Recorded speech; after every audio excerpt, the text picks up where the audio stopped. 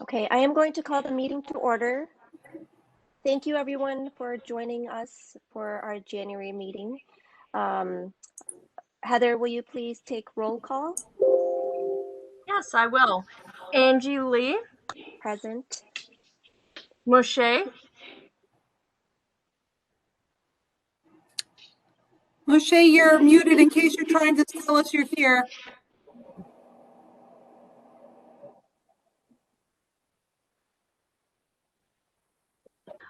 Joaquin. Present. Sean.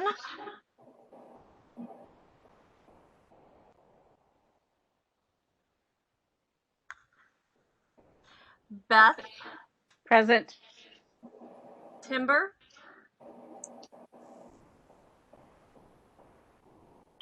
Present.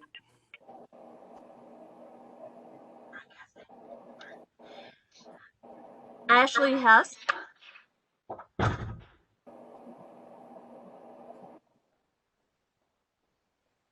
Tim Geyer. Present. Mi Yang. Present. Carmen Scott. Present. Lydia Christensen.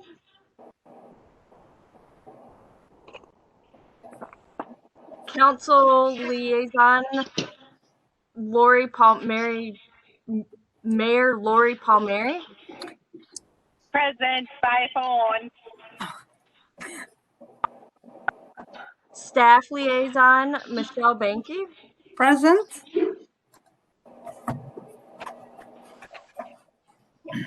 Director of Admin Services John Fitzpatrick.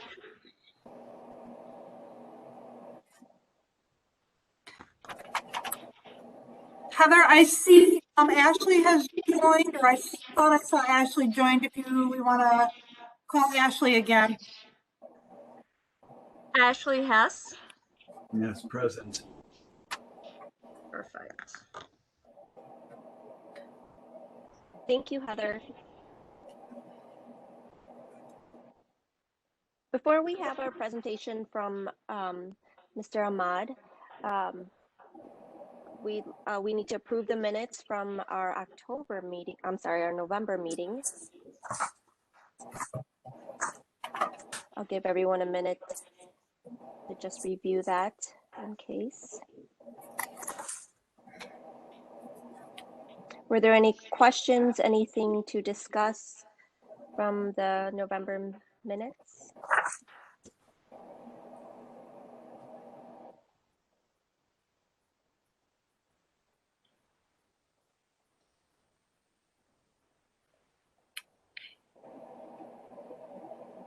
Okay, if there's nothing opposing the minutes, can someone make a motion to approve? I move to approve the minutes from last meeting.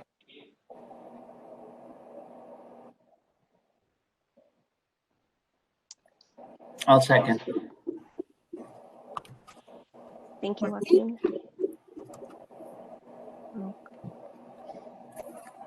Are we ready for me to roll call? Yes, please.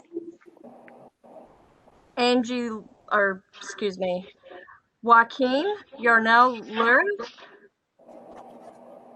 Aye or nay?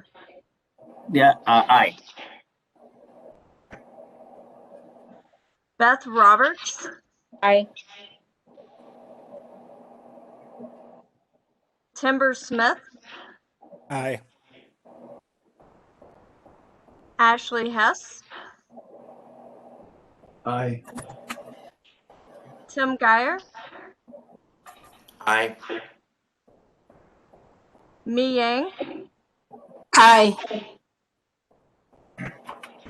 Carmen Scott. Aye. And did Sean Robertson or Moshe Swabua come? Are they on the call?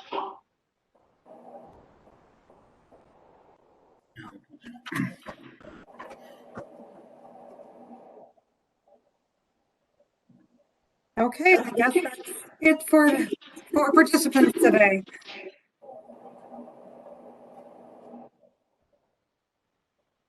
Are you done with roll call, Heather?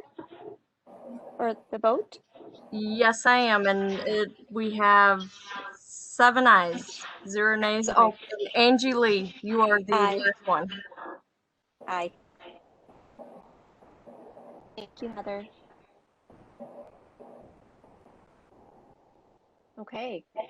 Today we have Mr. Javad Ahmad with us, and I want to also recognize that there's another guest, Umair Ahmed, as well. Welcome. Nice to meet you. Mr. Ahmad, Javad Ahmad, is from the Ahmadiyya Muslim community, and we're so excited to hear about your not your organization, but your faith community. We'd love to hear about maybe some community outreach or programs that you know of, and just any other information that you would like to share with us. Well, thank you so much. Can you confirm that you can see my screen now? Yes. Yes, thank you. Okay. So I'm just going to try and see if I could make it bigger. Just a second. All right. So I can't, can somebody tell me what do I do to make, oh, okay, I see that. Maybe.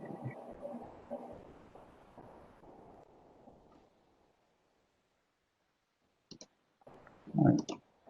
Anyways, so first of all, I would like to, thank you for inviting us to participate and present and introduce our community to the general population in Oshkosh.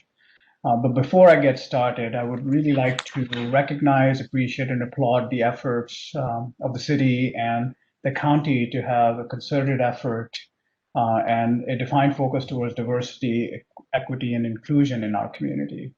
I'm a firm believer that diversity strengthens our communities, and the more we know about each other, the more opportunity for us to find a common ground and work towards a collaborative engagement versus an engagement that's based on myths and media sound bites.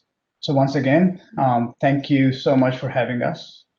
So I just plan to take the next 3 hours to just talk about what we are, what we believe, and all of that. So I'm sure you guys are all ready for that. Grab your dinner. We're good.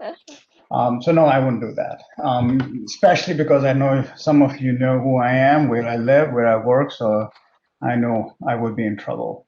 But nonetheless, what I have done is I'm gonna move the slide, and yeah, I can see that the slide has moved. So I put together a very basic agenda for us to be able to quickly go through,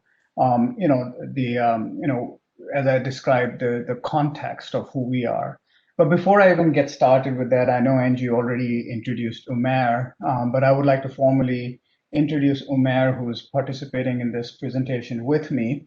And he is the currently serving as the vice president of our Oshkosh chapter. So I would like to welcome him and thank him to help me through this. He is the one person that would know more than me if you have some very tough questions. That's why I have him here. But nonetheless, as I said, the main thing that I want to have a takeaway from this presentation is that you have a greater understanding of contextually, what is Islam in general, and then within that is context of Islam, where does Ahmadiyya movement falls. And then I wanted to give you a bit of a perspective in terms of what is the global scale of the Ahmadiyya movement, and then how we are situated nationally and locally. And more so in the context, especially talking more in terms of the inclusivity and the peace and just the general uplifting of the community as to what our role and what our belief is that keeps us in focus on these key principles that you also have as part of your subcommittee or committee in general. So starting out with that, I would like to just give you a bit of a perspective, on the introduction to Islam. By the way, if you guys have any questions, please feel free to interrupt me, and then we'll try to take the questions along the way, or otherwise we will leave some time at the end to also answer any questions. Just in the context of Islam, Islam, as we believe, is not any new religion. It is actually part of the Abrahamic religions, and it is the continuation of the same general basic message that was actually portrayed in the other two main religions, which is Judaism and Christianity. However, having said that, Muslims do believe that Islam is the last link in the chain, whereas and how Quran, the holy book of Islam, describes that is that this day I have perfected your religion for you and completed my favor upon you, and have chosen for you Islam as a religion. And the key words that I want to have you guys focus on is perfected and completed the favor. So one thing is it is not anything new in that respect. This is what we believe is a continuation and the evolution of religion that has been coming through the ages, because it's the same God that we all believe in and pray to, and that's the same God that we have as Muslims. We have to also recognize and believe in the prophets that have come before the Prophet Muhammad.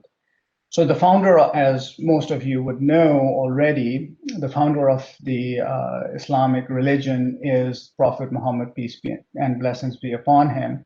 He was born in Mecca, and that's where Mecca in Arabia, which is the modern day Saudi Arabia, is where the foundation of Islam was laid in 610 current era.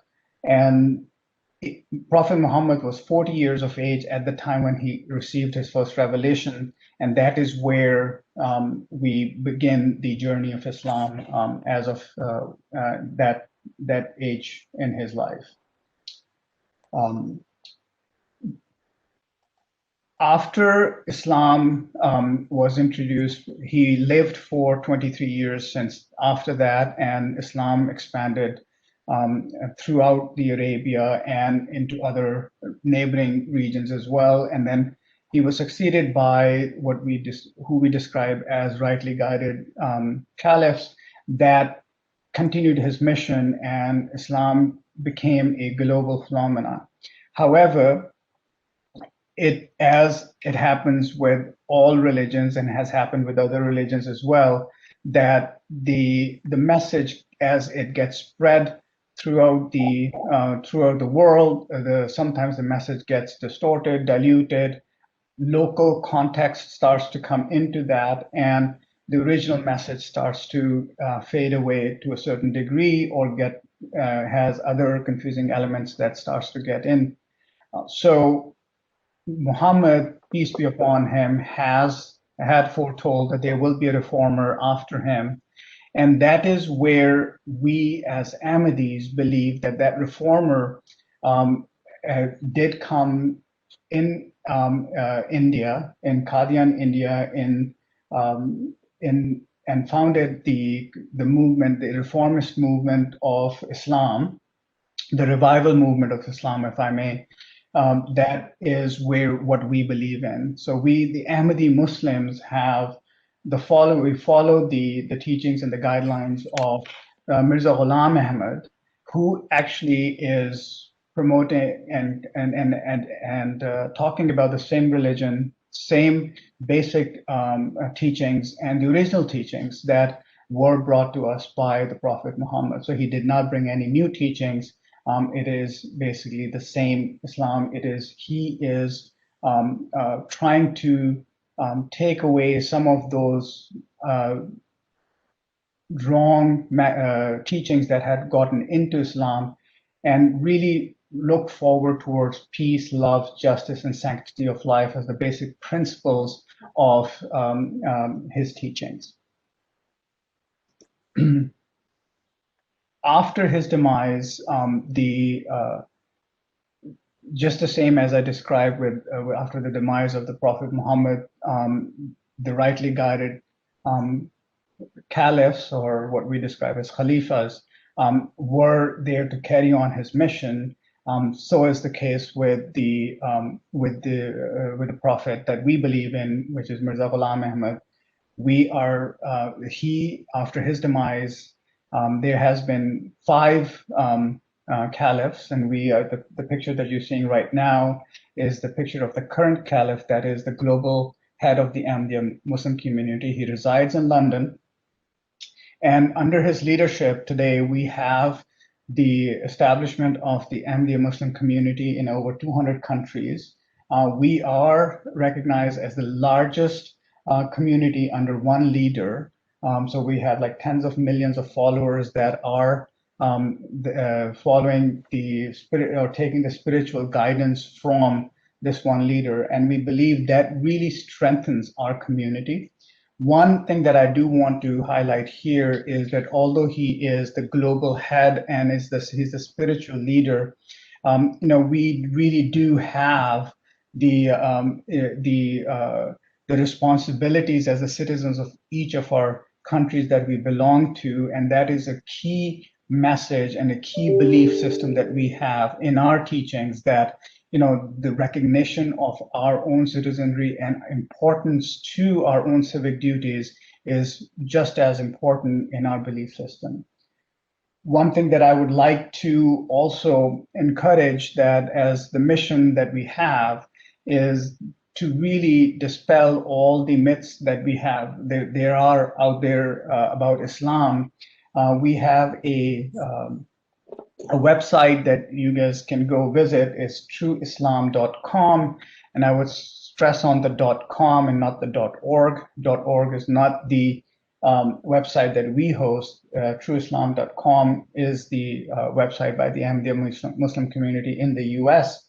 So if you visit that, there's a lot of content that you will find on that is going to give you a better perspective, a more detailed and in-depth perspective of who we are. But the other aspect of our mission, which is which you saw in the previous slide, love for all, hatred for none, is the aspect where we, in our core, are invested into charitable work, and we actually have a charitable organization or charitable arm of our organization that is actively involved in over 70 countries in the world, with different 70 national chapters, called Humanity First, and is involved in many different human development and disaster relief programs across many nations. Out of that, we have invested into and helped develop many hospitals, schools, some water programs, and other disaster relief programs that we have been part of.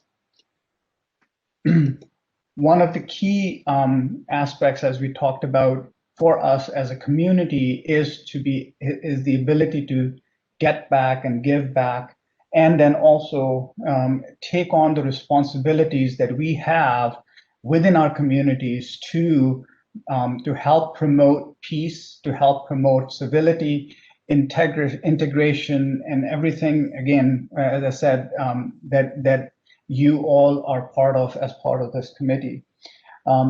It is a regular, so we have in the United States, these again are the key campaigns that have been listed at that trueislam.com, whereby we have standing campaigns. Some are campaigns that happen on an annual basis. Some have been there for the longer period of time, where we have taken upon ourselves to be able to go out, and you may have seen us over the years, maybe on the street corners, maybe in front of a Walmart or wherever, handing out flyers to basically educate people in terms of what is the message of Islam when it comes to loyalty? What is the message of Islam when it comes to peace?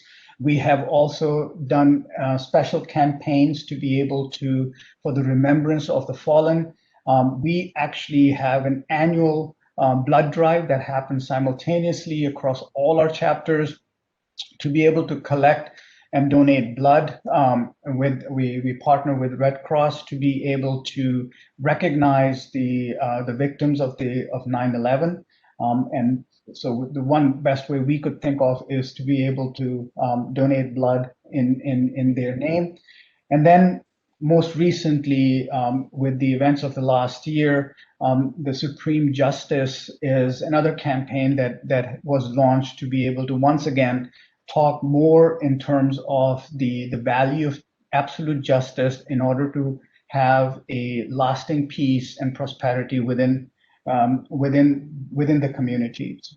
So today, and in our national presence, we last year we celebrated our 100 years in the United States.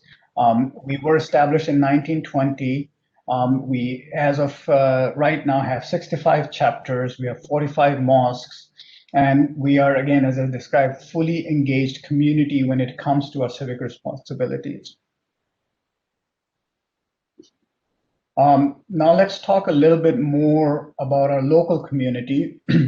I am actually the second person who came here back in 1989.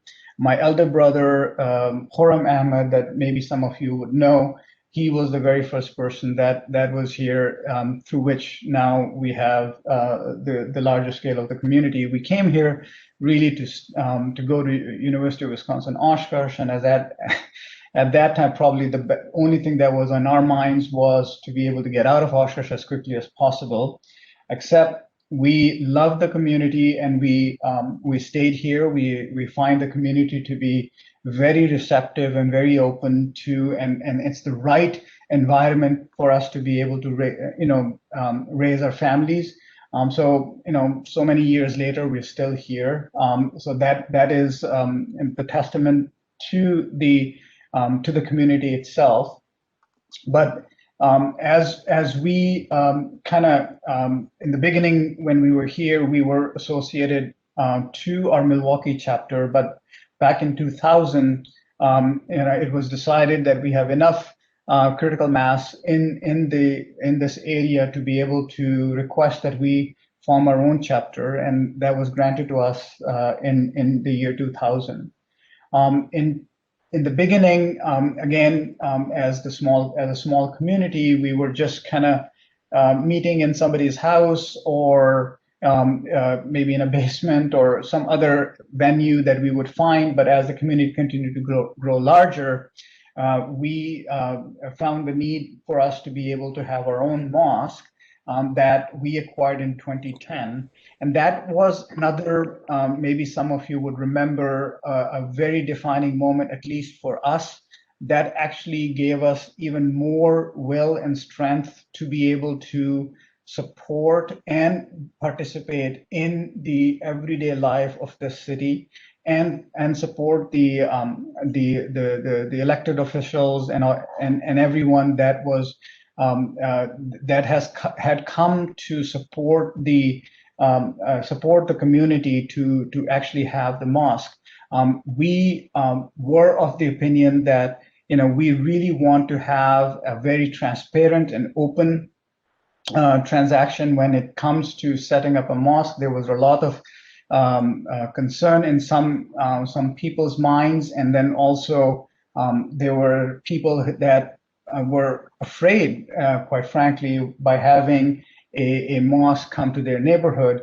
So we held an open house that was very well received, and then through that, it was confirmed in our hearts that really the community is ready to accept us, and that's when we moved on with the acquisition of the mosque. Because if that wouldn't have been the case, we may not have moved on with the establishment of the mosque. So I really want to once again thank the Oshkosh community that supported us at that time and allowed us to have the mosque. And since then now, it's been almost another 10 years or so that we have lived in harmony and really have been a very good experience with our neighbors and also in the community in large, to be able to have this type of opportunities where we can actually talk about who we are, what our practices are, and basically educate the larger community on the on different teachings of Islam, and even demonstrate the lifestyle that we have that often people may have a misunderstanding of. The Oshkosh chapter itself is about 100 and I think 40 families, about 135 members, which are primarily from the Asian communities. Most of us are immigrants, but we now do have the first and second generation American-born citizens as well. But the other aspect of that is that our community is extremely diverse. And at a global scale, as you can see, that we have presence in 200 countries, but locally even we have Asians, obviously predominantly, but we do have like Latino, Caucasian, and African ethnic backgrounds in our community as well. So that allows us to be very diverse in every engagement that we have, even within our own communities. And then I wanted to highlight the last slide that I have is for some of the civic engagements that we have been involved. I myself have been, so I put together this presentation, so that's where you see a lot of my pictures in there. But nonetheless, we as a community have an annual event at the on the Hill.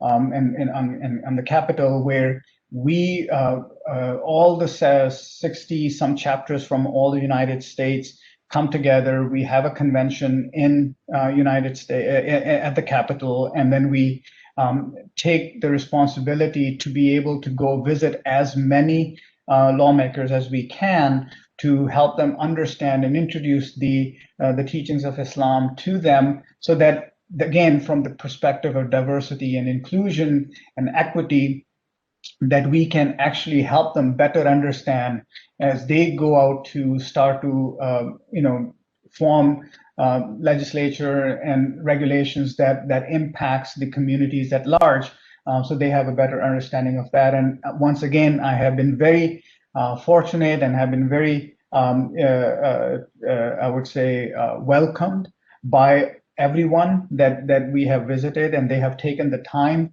to understand and listen to our issues and concerns, and have even followed up in almost all cases on some of the stuff that we have talked about. The other thing is that we, at the local level, we are an active participant in almost every activity that goes on. The fun activities around the 4th of July, we are a regular participant in the parade. If there was another event where the Festival of Gratitude, I think, at the Thanksgiving, the interfaith event, we participate in that. But then also around the times of need, where there are, like last year, there was a lot of support that was needed by the Oshkosh Area Food Pantry. We had a regular presence there in terms of volunteer support. The other thing that we are actively involved in is the donation of the food items to different, either the food pantry or the Father Carr, or even at the with even volunteer hours and other assistance that we offer to through the other diversity programs, or at the name escapes me, but the Salvation Army, or to the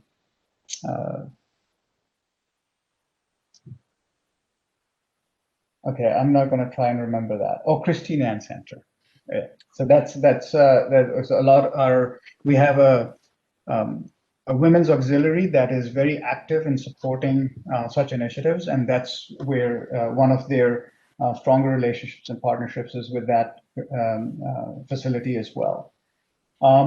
So with that, the other key components that I also wanted to highlight is having an education. As you can imagine, that there is a lot of our community that is immigrants, and they're coming here for the first time.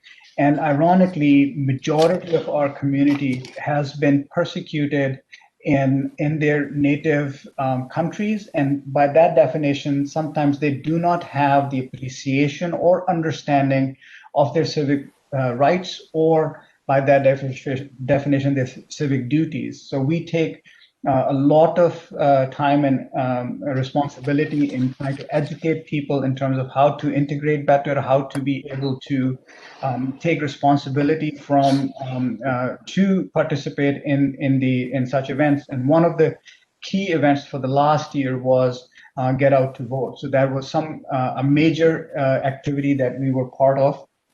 The other thing is, so one distinction here that I do want to establish is that it was a campaign to get out to vote. By no definition, we tend to influence any vote. So it is everybody votes their conscience, and that's how it needs to be.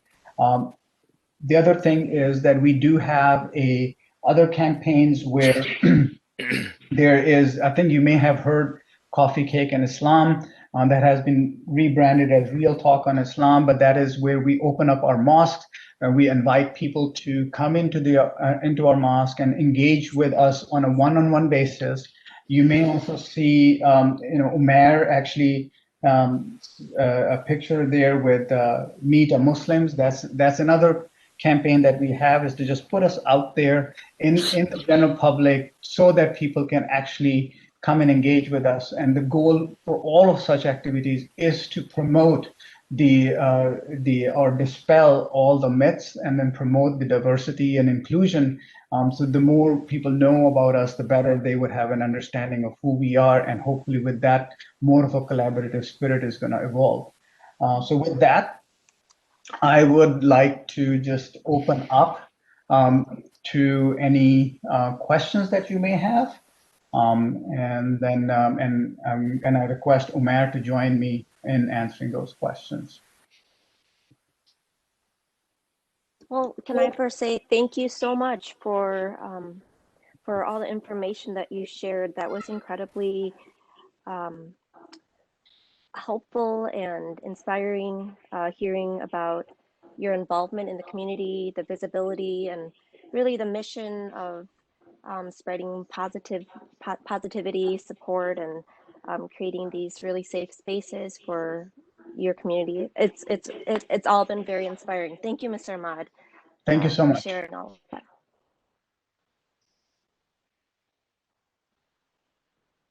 Any questions? I do have a question. I feel like I'm hogging the space, but I would like to know what you hope to see as part of our committee work, or how you see maybe a partnership or collaboration between your community and this committee. I think I was actually ironically at the City Hall when this resolution was introduced, so I was very encouraged by that even at that time. So what our expectation is going to be that, just as programs like this, the more we get to know each other, the better it is, and then find those opportunities where we can actually allow for different minority groups to be able to better integrate. So the more we understand about each other's needs, the better it is going to be to find those common grounds. So the how and what is where the details are, and obviously I'm sure you're not asking me to start laying out the policies here, but just a will. So and you will find us welcoming this, and whenever and however you want us to participate, you will find us to be ready to be participating in that as well.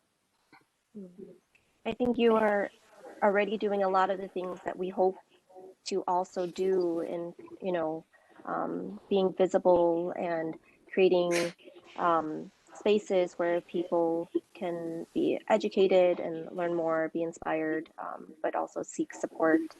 So it's very inspiring to see your community doing all of that. Thank you. Thank you.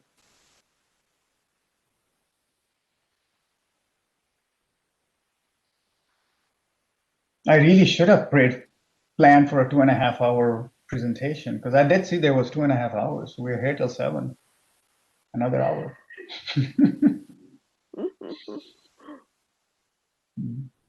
Hello, sir. My name is Ashley. I just want to thank you for your presentation. It was several events this year, the city and as a community, but I learned a lot more. So I really appreciate learning. And number one, I'm really just curious more in general. Kind of my mind focuses a lot on our current public health emergency. I look at the COVID vaccine rollout. I look at challenges that exist there, but I'm wondering how do you see things like that impacting your community? And again, to Angie's point, like where can we fit into supporting the needs or the messaging? Is there some common ground to work from around that? I'm just very curious around how it impacts campaigns, how it impacts your community at large, your ability to gather and support one another. So this is where I will take the first stab at it, but then I would like to also have Umair chime in. I personally feel that we as a community have a great advantage because we have a single leadership that we belong to a very structured leadership structure that guides us through all such events, and there is no ambiguity that it comes to when we're looking at these national and international phenomena. One thing that that struck home with me, and I've talked about that in a different context, not in the context that we're talking here, but more on the business context and in context of HR policies and others in my other few talks. And one thing that I've always talked about, that what this pandemic had done globally is that it equalized everything for everyone. So it's not that one nation or one country or one ethnic group is being impacted only. It is a universal phenomena. So within that, if there is going to be a differing opinions and you're trying to be left to fend for yourself, there will be a lot of confusion. So very quickly, when this pandemic happened, our national guidelines started to come up. We had we actually were instructed to close down the mosque. We were instructed to get all the hand sanitizers and get the masks and everything. They are provisioned at the mosque for the members. The quickly we can actually dispense that information, the better it was. There was also our internal communication that happened at the national level, at the international level, where we had Zoom calls and we had other such events where people could log in to educate themselves about the virus. We are fortunate enough that we had some very capable minds in our community, from anywhere from infectious disease or economics or whatever, and we actually held many national and international symposiums where everybody was invited to attend to understand the impacts that it would have on your health, the impacts that it would have on your economy, on personal or at the societal level. So these things have been going on since earliest one that I remember was February or March of last year, and it has been going on since then. So it is something that as a community, not just locally, but nationally and internationally, we have taken on very seriously, and a very concerted effort that has been put together to address that, basically to avoid any misunderstandings or ambiguity when it comes to this. We have a regular track of the members who are getting infected, how they are being supported. We have other support that has been given to the members based on even counseling or financial or other such support that has been there to make sure that nobody falls prey to something that is outside of their control. And just that would be the biggest tragedy, what something could have been avoided and we just failed to recognize that. So with that, I'll give Umair an opportunity to also respond to this.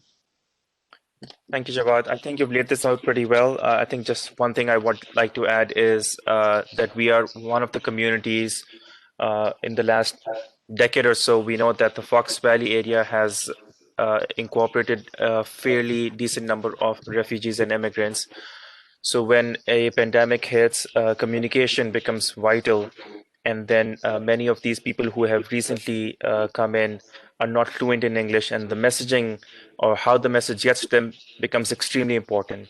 In our community, because we have a very thorough and rigid structure and our communication is top-notch, we were able to get this out in time and persistently.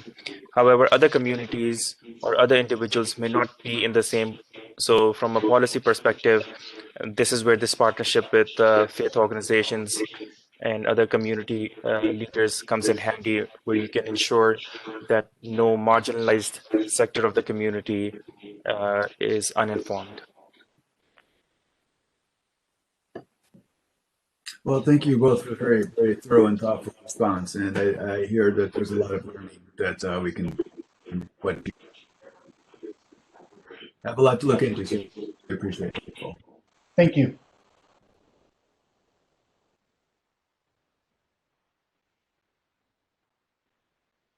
By the way, Umair can talk at length about Packers. If you want to figure out what went wrong, he is the right resource.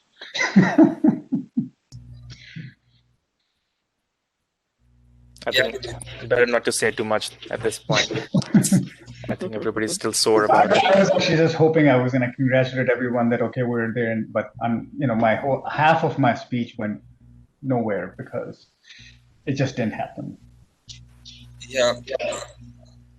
Can I chime in a little bit? Good evening, everyone. I'm sorry for coming in late a little bit. I had some technical issues, and I know I've missed a lot from the beginning, and I'm so grateful that I've come in from the community. Ahmad and Ahmed have spoken heavily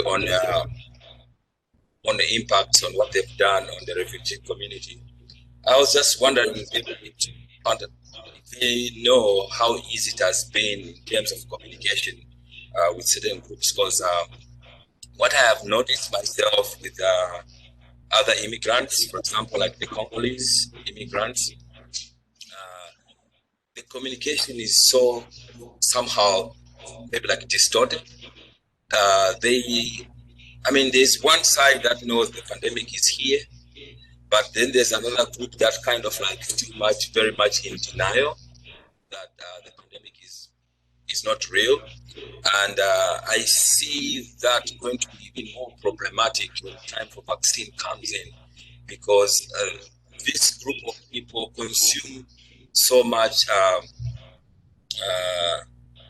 Facebook messaging or from WhatsApp messaging coming from the refugee camps where they once lived, So they are listening to more of that information from where they once lived, and then it filters all the way into Oshkosh. And the more as I talk with them, I realize we're having trouble. I see them still doing these massive gatherings, like weddings, for example. Some of them doing just like parties, even when they are like being told like this is real, So I wonder if you guys have, the two of you, had these issues as you talk in other parts of the community. So as I said, if you notice that I said we are fortunate to have a a leadership structure through which we all can actually get a single message. So whereas we cannot stop people from going on to social media and learning through different theories that are out there and whatever messaging that goes on, to have an unambiguous and a straightforward message that comes through a more of an authentic channel that we have established does help, because that channel does not deviate from the messaging that has been there. So there's no ambiguity in that. And as I said, and then the structure that we have at the national level, international level, and by that definition at the local level, all the chapters are in line and are in communication to ensure that the same information gets to all the community members. So I think that consistency of message and the frequency of message, because we're not just simply saying, hey, we're going to see you every other month. We have consistency, although we had been virtual. Some of us are better than the others, but there has been a regular communication even within our community, because it was a very big, I would say, change for us as a community who gets together 5 times a day at the mosque.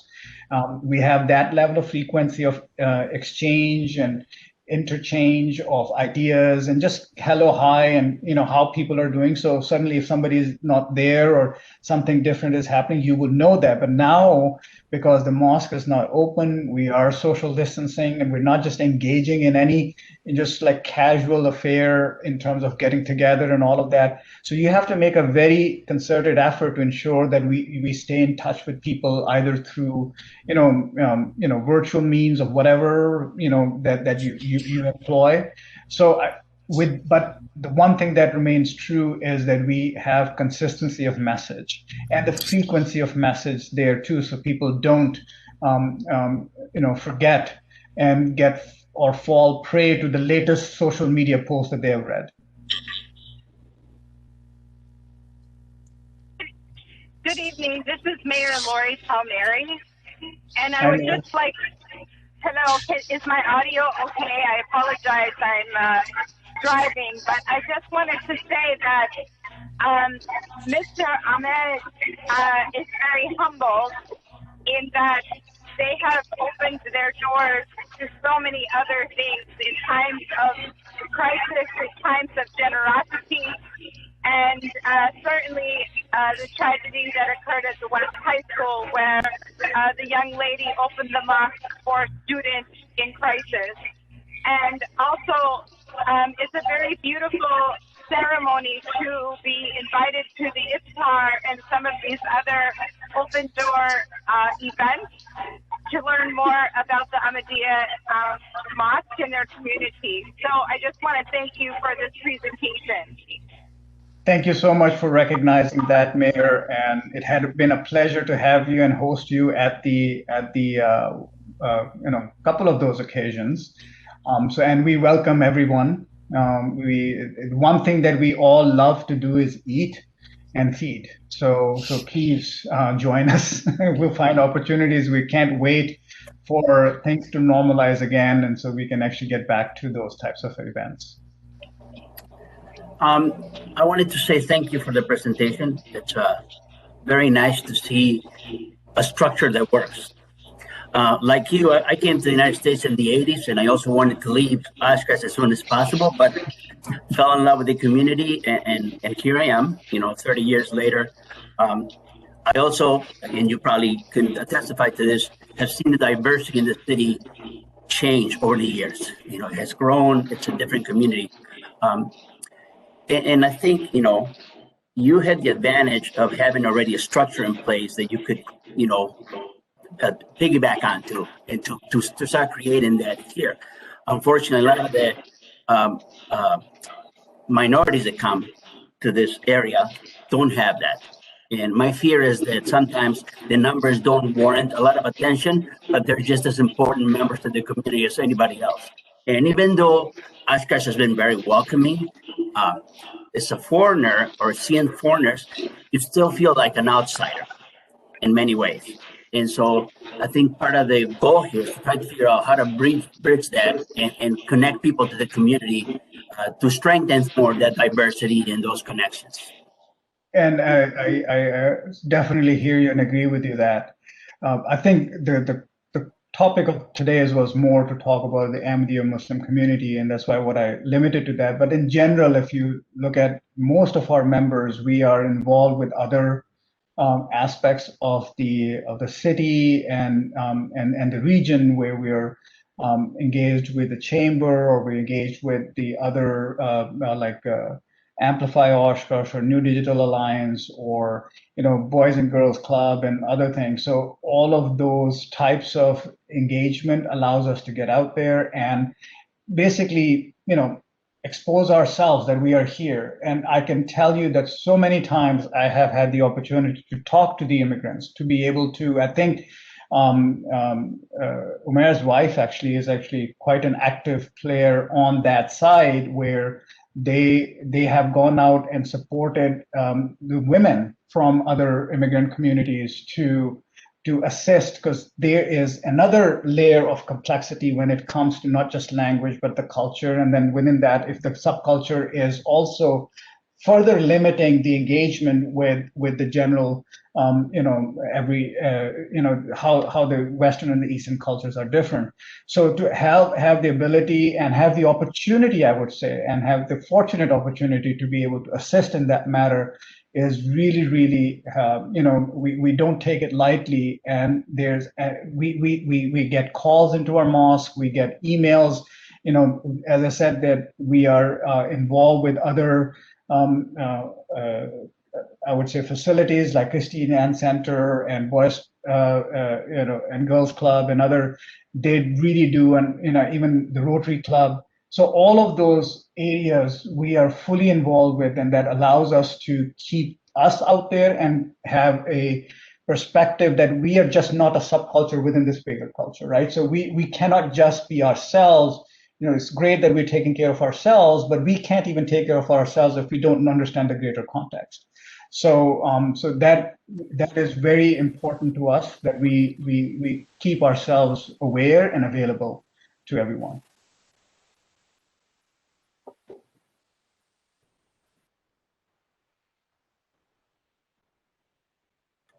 I think part of what I was thinking about is that I understand what you're saying, but it's a community. Oshkosh also has to try to understand those pieces of culture, because everything we do has a huge impact, and sometimes those consequences are huge because of the lack of knowledge. And so the trick here is how to educate ourselves about who are our neighbors. The neighbors can make the effort, but if we're not reciprocating that, still keeps people in the shadows, and that's something that we have to kind of overcome and try to figure how to bring them in. So you said that you've been here since the 80s, and so have I. I can tell you, when I came here, and if I would have said anybody that I'm from Pakistan, they would not know where Pakistan is. So already, I think we've come a long way, and having this committee and have it part of the city's agenda is a great step in that direction. And again, as I said, it has to be both ways. I really can't thank enough in terms of the foresight that the city and the county has shown in order to make this a definite thing, to have a inclusion and diversity within the community to be part of their agenda.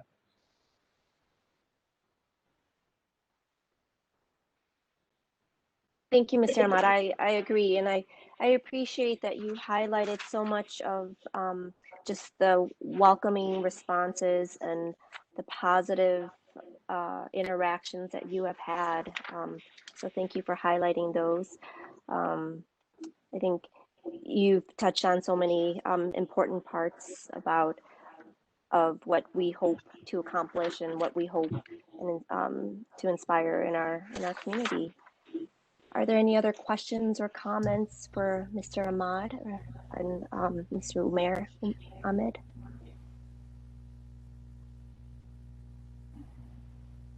guess I have a question. Maybe this is just like in general to all of us.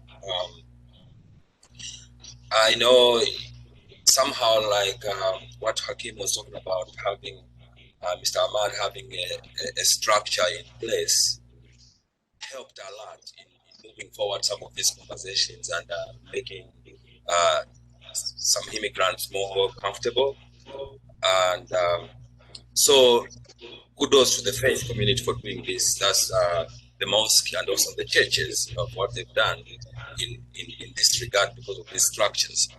But there's also another group of people who do not have a structure in place.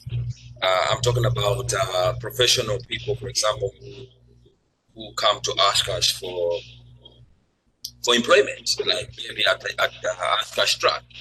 It could be some professional African American from Louisiana getting a job as an engineer at these companies, and over the time, I do think some of them have decided to leave because of unconducive atmosphere, and maybe because they did not really know there was the mosque that would have helped them, guide them, make them comfortable to stay.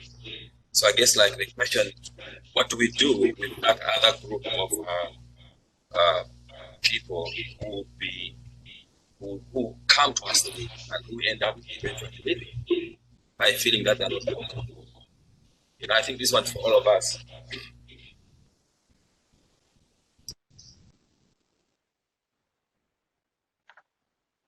Thank you, Moshe. That's a really important question. I know that I've had discussions with some people on this committee and other community members about the possibility of a welcome center where maybe some of that support and in transitioning is centralized. So I don't know if that would be something that might be in the works, or if anyone is inspired to start something like that. But and maybe it's something that is part of our government, as part of the city of Oshkosh.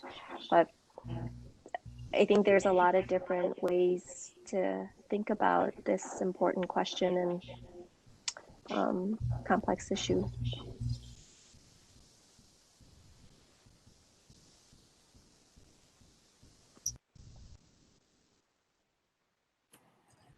I don't know if we want to again thank our guests for speaking. You're certainly welcome to stay on with us the rest of the meeting.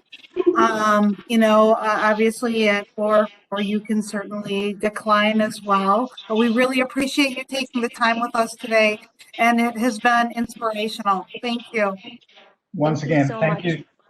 Yeah, thank you so much for inviting us. And as I said, hopefully we'll have you come and visit us in our mosque very soon. Get all vaccinated and ready to go, right? So again, thank you. And we'll let you continue to do your business, and we'll just end the call on our end.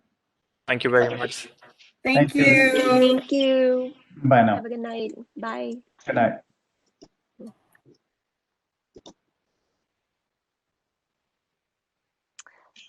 Thank you, everyone. That was very informative, inspirational. Thank you for your thoughtful questions and discussion. I will go ahead and we'll move on to the next agenda item, which is the discussion of the COVID vaccine and what we can do, or what we need to discuss as a committee to what we can do to be prepared for the rollout, and in thinking about our communities. So is there anyone who would like to start that conversation?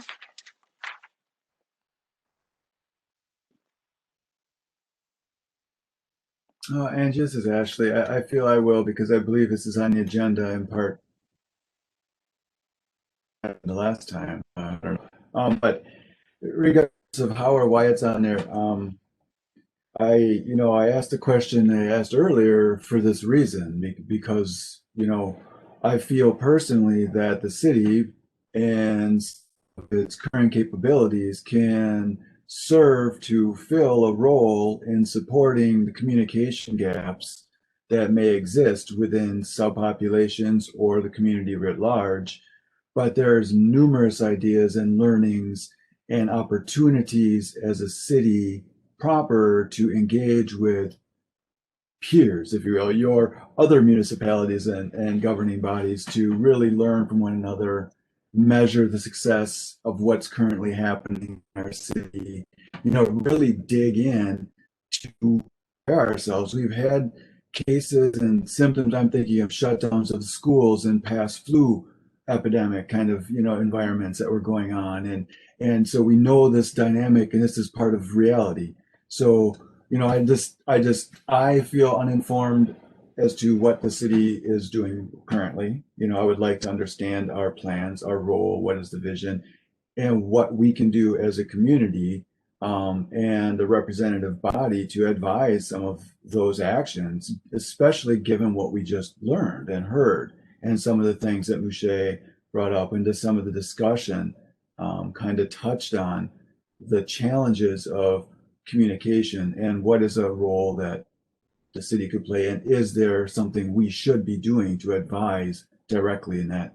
And so it's a lot on the plate. It's a lot to discuss. I don't know that we'll get through it all by any means tonight, but that's where my mind goes. And I think we just heard some pretty key examples. Consistency, don't waver. There's some basic messages wherever you want to draw them from the experts. We have the CDC, we have the government. I got people don't trust some of these messages, but there has to be some level of consistency and enhancing the message. And just to me, there's a role to play. That's all I'll say. So I think it's open. I'm going to piggyback on that because I have friends in other parts of the world, and they have the same issues, basically conflicting messages, and so how do we to some of those members who are in our community now, they're not getting anything other than those messages from the other side, because we are not able to communicate with them in some instances about the appropriate messaging, at least in my perspective, what that is, be healthy, vaccination, and all those things. So how do we reach those pieces of the community? Because all they're getting is maybe the opposite side of that, and being members of the community is really important for them to be taking care of themselves and to be healthy if we ever want to get rid of this, otherwise it's going to continue, so just because they are quiet and not seen doesn't mean that they're not there. And so how do we get that to them? I guess that would be my question.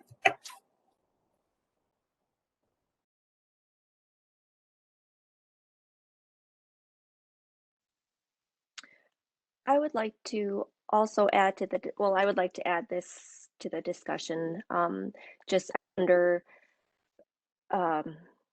for people, whether, I think there is some communication needs, and Ashley, you're right, it's about consistency and frequency, and the organization of that communication. But I also wonder then, if the communication is there, but it's just a differing belief system, or, and I do want to recognize that there are communities out there that, not that they don't believe in the virus, but they have different approaches and, interpretations. And so I just want to, I guess, be sensitive or acknowledge that as well. But as far as our committee, the question of communication, and the city's role in making sure that communication is accessible and visible and out there. Speaking of communication, at our last meeting, we talked about having the city's website, like a Google Translate or something, so that people who don't necessarily speak English or English as a second language could be able to access information, resources, employment, all that stuff. Is there any update on that? Hi, Beth. This is Mayor Palmieri. Yes. So within a week after that discussion, city staff were able to add at the recommendation, I think it was Lydia Christensen, this Google Translator.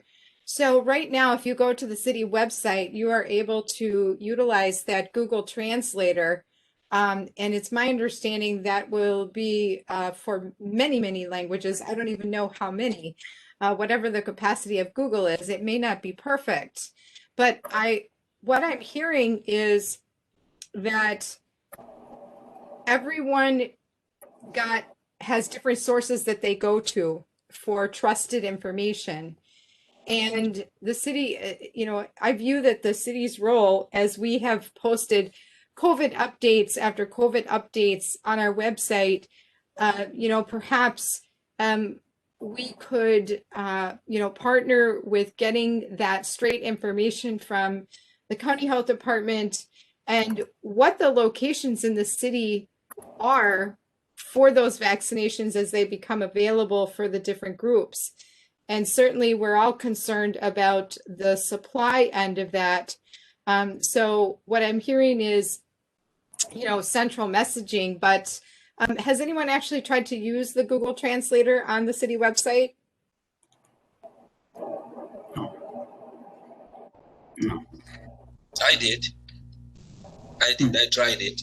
It works, but I think where I'm thinking we're going to have a problem, like I mentioned earlier, is I know the faith community has a role to play into this, because some of these people go to churches, and you would think like in the pandemic, like the mosque right now is not open, like he said, but some of these churches are still open, and they're allowing so many people to go in, and that's where most of the immigrants really go to these churches. I do wonder if the city has a conversation with the faith leaders in some of these places, because speaking from my experience, what I already know by talking to these people in the communities, they are getting their messaging a lot from these applications called WhatsApp, which is kind of like very much distorted information. And I do feel like if there's no proper messaging going on to them through the faith leaders in these churches, I think we're going to have a big problem. And who are these people? Because one, majority of them do work in these meat packing plants, where some of them could have had COVID already, or some of them, but we really need to, I don't know what the city can do to draw down to these, to have communication with these faith leaders. To Angie's point, I agree we have to be sensitive because different people see this thing differently. Yeah. But I think we have to be also providing the information so they can make that informed decision and not get a skew piece. Right. So that's what I'm saying. Everybody's going to make their own independent decision, but the information that we are providing to the community has to be across the board. And I think that's what we're missing, that not everybody's getting that piece. It's nice to have it there, but in my experience professionally, a lot of my clients need to be walked to these services. The services can be there, but they will not go there for many different reasons, cultural experiences, all kinds of things. So how do we help them get there? I guess that would be the question for me. So I just want to share one thing that I did a couple of weeks ago as I was consulting with my primary care provider, Dr. Morales at Aurora. We were discussing getting the message out to some of the Spanish-speaking community, and she was one of the first in the healthcare provider to receive her vaccination, and she had that video taped, and she gave a message in Spanish with that video that we shared with a number of networks, Casa Hispania, some of the listserv, some of the university community, to try and share that. So I think that what we're looking to is some of the networks that we already have amongst all of us to help share those messages. And, of course, the city is not dictating that message because we're just trying to consume that message and be the messenger. So how can we help get those out to each of our collective networks in a way that, as Mr. Ahmed spoke of, it's consistent but structured?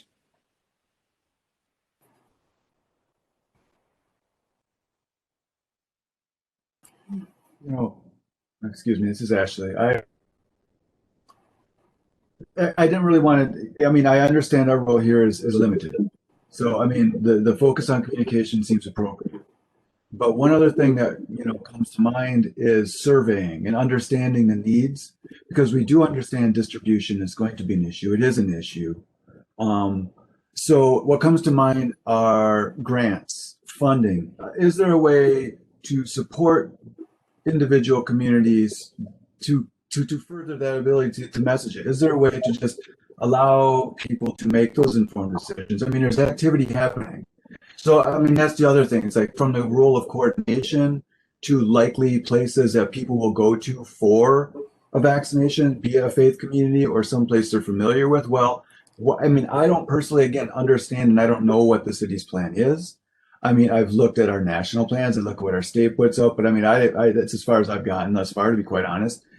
So I just wonder, like, there is an intersection, I believe, here around the communication, potentially surveying, and potentially really trying to dig into those gaps, because to Mouché's point is, this is something that we need to ensure that as many people as possible, that we're as a community, we're healthy and we're good, because that's the only way that we're gonna be able to tackle this. And that's just the reality of it. So I'm just wondering, from our perspective, what can we do to help foster those connections, if there is something there related to learning and otherwise? And I see John, Mr. Yep. Thank you. Yep. John Fitzpatrick. Yeah, I think all this is great dialogue, and I guess I would point back to what the mayor described earlier. You may or may not know that we as a city don't house a health department like some cities do.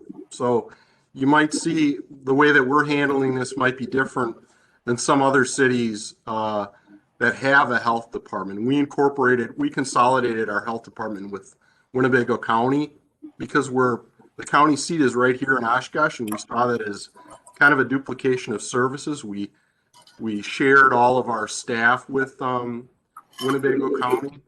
So we're working with them in tandem to try to do what we can to support their efforts. And I think all the dialogue that has taken place here is good. And I would add that we have periodic meetings. I have a meeting tomorrow morning, a conference call with the county health department and some other folks that are responsible for trying to evaluate how we can best communicate and convey information. And I can certainly, if it's all right with the committee, bring some of your thoughts to that group, because what I hear you saying is there are some segments of our community that may not be getting information or may not know where to access it. But I think the way that the mayor described it earlier is really organizationally how we're approaching it. We're trying to put as much information out as we can from the CDC, from the county, and share that information in a way that is accessible. If there's anything else that we can do, like, for example, speak to the county about specific populations that we think they may need to directly contact, I'm happy to do that if you think that would be a way for us to just connect a little bit more directly. But I thought it would be important just to support what Mayor Palmieri said by adding some structural information for the group so they understand what we're doing and why we're doing it and why we might be different than other cities, for example. And thanks for that, John. And Mi Yang, I don't know if the county reached out to you or not, but I had asked Nikki Uharty, the race equity coordinator from the county, whether or not they were addressing some of the Hmong community needs. And I don't know if she reached out to you or not, but I shared your contact information. And, you know, it sounds like, you know, they're drinking from the water hose and trying to do the best they can with their limited staff also.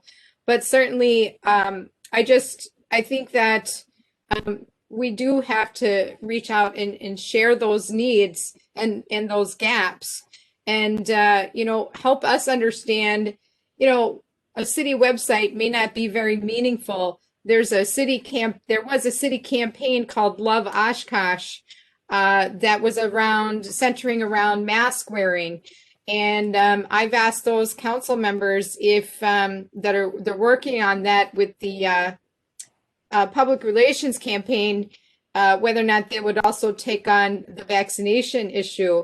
So that's what I have to offer at the moment. Well, thank you both for your input. Sorry, go ahead, Yang. Oh, Yeah. I'm sorry. You're muted still, me. There you go. Can you hear me now? Yes, Nikki did reach out to me a while back, and we did communicate through emails. And what I did tell her was that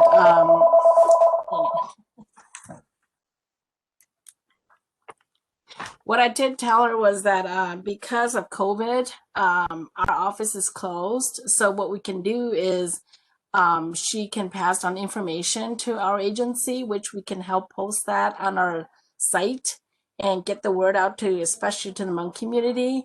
So that's pretty much what we can do right now to help out and channel the information to the Hmong community. So yes, we did talk to each other by email. Thank you.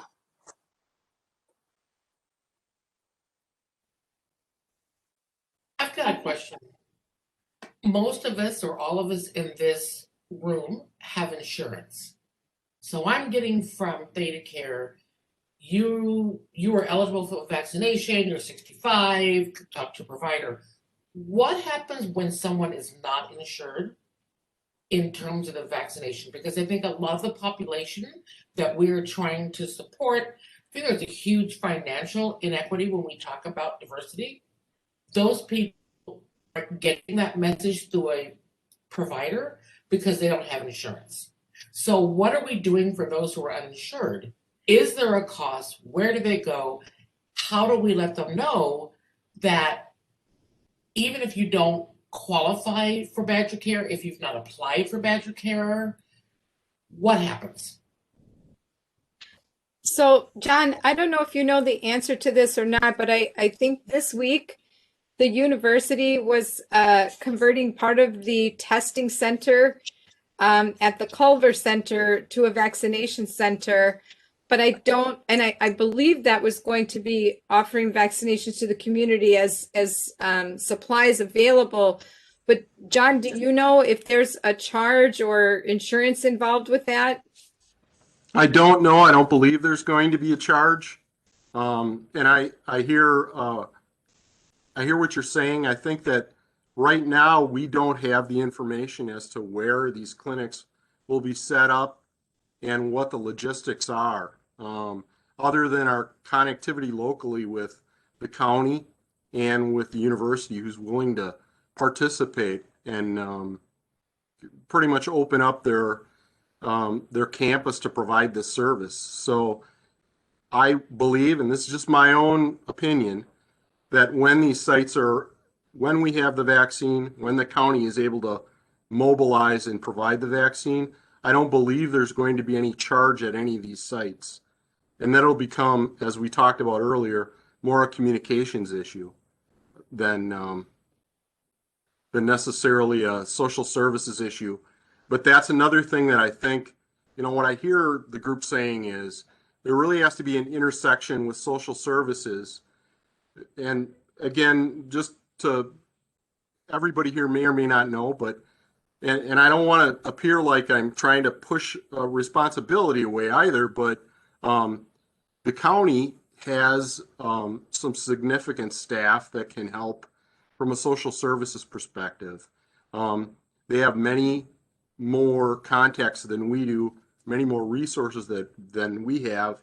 And what I hear you saying is, and again, if you don't mind, I'll bring this to my meeting tomorrow, that in addition to communication, you know, in terms of what sort of logistics and cost considerations, how can we communicate that information to the public, especially these underserved populations or populations that might have difficulty communicating from traditional sources. So I think what I hear you saying is when we know and when we're ready, and in advance of that, how can we communicate with these populations to make sure that they can be served?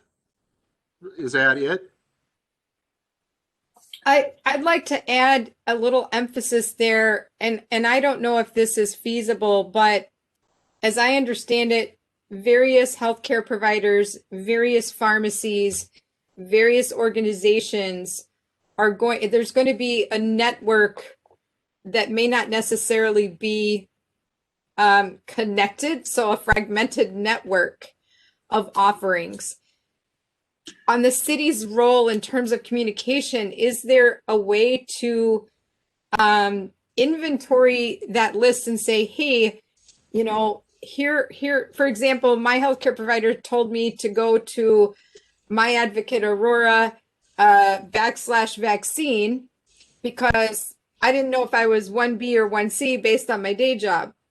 But I guess my point is, could we not list out, you know, the physical locations in our city that we know are going to be offering these? And, you know, for those who don't necessarily have like a specific insurance or healthcare provider, those other locations, either at the county, Sunnyview, the university, wherever, would that not be something that we could communicate, or is that I would say changing so much that it's not feasible? I mean, I would say absolutely we can do that, but I would also, I believe that because the county is going to manage a variety of these sites, the public sites, not necessarily the private sites, I think we need to coordinate. So there isn't conflicting message, but if the county is not able to do that for whatever reason, we'd be happy to put that and communicate that information out to on our websites and our communication vehicles. I think we just need to make sure that we're in sync and sharing all the information as we can about as much as we can.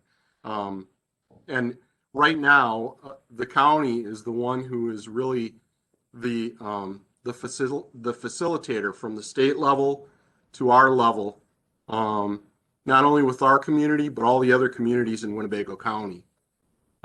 So that's really the process right now. And John, I think they are the hub for the state, but I'm also learning that some of the private small pharmacies like Amro Pharmacy and Schultz Pharmacy and CVS and Walgreens, and they're getting these vaccines in small amounts and offering them. So I'm not sure if the county is the true hub or they're just a hub. Right, that's a point. This is Beth, and I, of course, work for the county and have been in close contact with public health. One of the things I strongly recommend, and I think this might be a message that it would be nice to get out to, is that, you know, different people have access to it depending on what tier they're in, where they're employed, you know, all different kinds of factors. But the UW-Madison developed a site called endtherona, RONA.com. And that will explain to you that the vaccination's free. If you sign up for that site, you can find out when you as an individual can get a vaccination and where.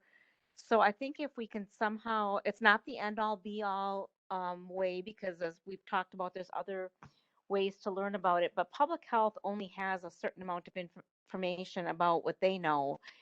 And they are sharing this site. So that you can get a wider variety of information. than just what public health has. And again, right on the main page, it explains that it's free and answers some questions that general questions that people might have. But again, it's called END, the Rona, RONA.com. Strongly suggest that people, individuals in the community who are wondering when and where they can get a shot, go to that site.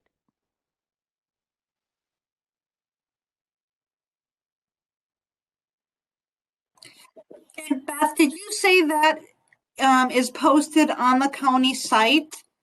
And if so, maybe we can get a link to that on ours. You know, yeah, I know that on your website you have links to public health, but as you know, the more links to go from this to this to this, the more you're going to lose people. So my recommendation would be to put End the Rona as a site to go to for more information directly on your site. Because again, you already have the link to public health on your site. We do. I think it's going to get that particular site that helps individuals is going to get a little buried if you don't just highlight it directly on your Corona site or your COVID site. Okay, let me see what I can do with that. Thank you. Sure. And just while you were talking, Beth, thank you for sharing that. I signed up on that endtherona.com, and it asks you how far you're willing to travel, and that they'll notify you when the vaccine is available in that. And then it does ask you about your provider.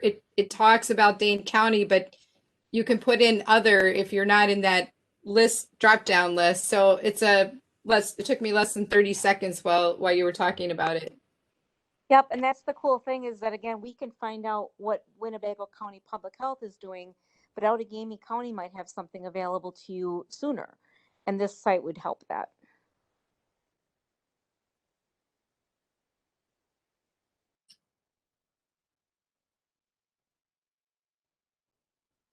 As far as high, Lori, thank you, and Michelle and everybody for that translation that occurred so quickly. I appreciate it.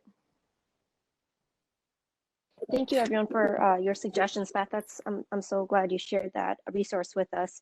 I have a suggestion for communication. I wonder if either the city or through End the Rona can develop like a text messaging base where people can receive updates via text messages. I think often like websites are often accessed from mobile phones anyway, versus computers, so if there is a concise way people can receive information, texting, a code word to a 5-digit number and just receiving that information either from the city level or from a bigger organization or whatnot. But that might be one way to expedite and efficiently communicate information. Lori, isn't that how the End the Rona works? Is you put in your cell phone number and then they'll text you? Yes, that's what it asks for your birth date, your cell phone number, your email, etc. And so rather than reinventing the wheel, I think Angie, that's already what that site does.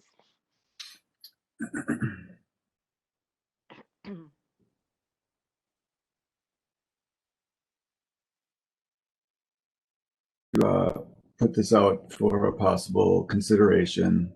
If I understood what John was saying, it sounds as if he may be an individual at the city level that is having these communications with public health. And if it's not him, I would like to know who.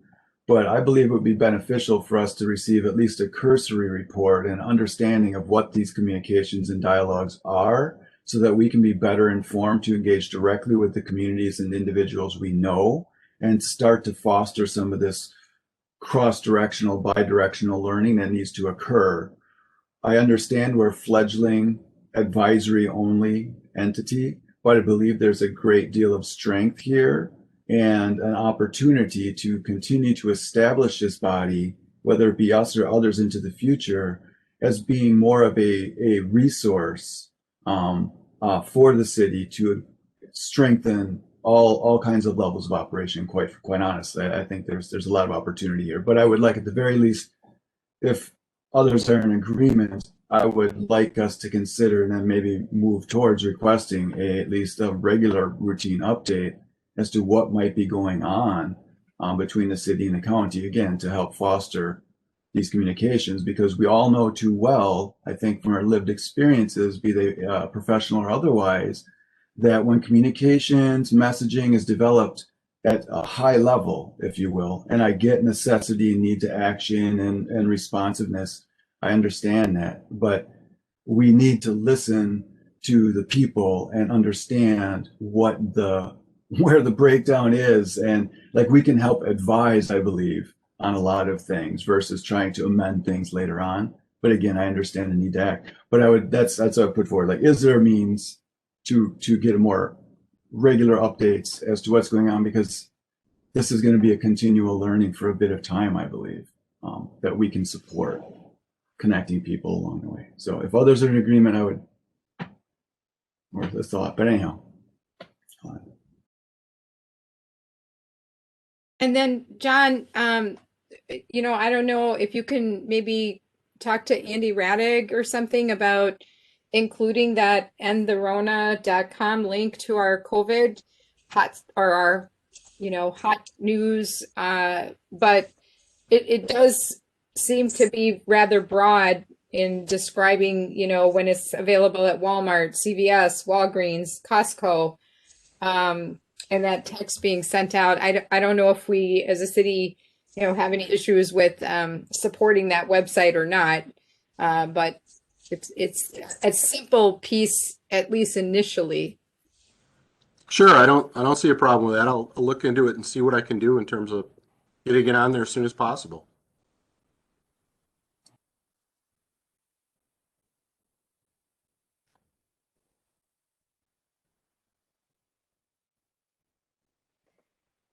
Is there anything else anyone would like to add to this conversation? I know that John's doing this communication, but along the lines of what Ashley's ask is, there is a communications person assigned to this through public health, and she has done presentations in other meetings and settings. Would it make sense for her to be at at one of our next meetings, because then she could explain to us what the current communication plan is to reach out to these different types of parties, because as was just described, the Oshkosh information is really the same as the Winnebago County. So again, there is a communications person through public health. It's not Nikki, she's the equity coordinator, but there's a communication coordinator that I can't think of her name, who might be willing to meet with us for both our education purposes about what they have in mind, but also to educate her about what we identify as some needs. I think that's a great idea. Beth, will you pass on that information to John? Her name and I will send her him contact information. Yeah, I can send her name and email address directly to John. Thank you. All right, thank you. As was Ashley's idea too. So both good ideas, and I think yes, by having the opportunity for this person to just hear some of the thoughts that this group is bringing forward, I think they may understand that more direct contact and communication might be necessary. It sounds like there was some direct contact with Mi Ying, but I don't know about all the groups. And maybe we can serve as a group to connect these folks in a way that maybe health may not be aware of. So I'm sure they'd be open to that idea.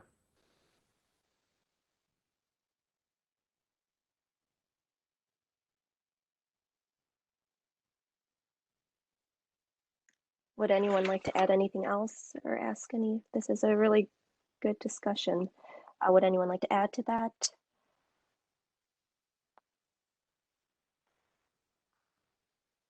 Okay, I think we can move on then. So at our November meeting, we started the conversation about our mission statement. And I think, we had a really good discussion then.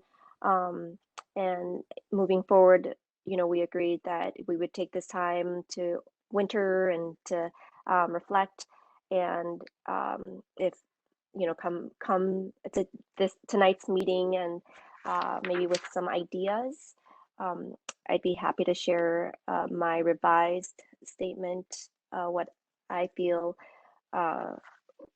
is both what I feel is integral to our, not only to our mission, but to our ethos, and that is this idea of civility and consciousness.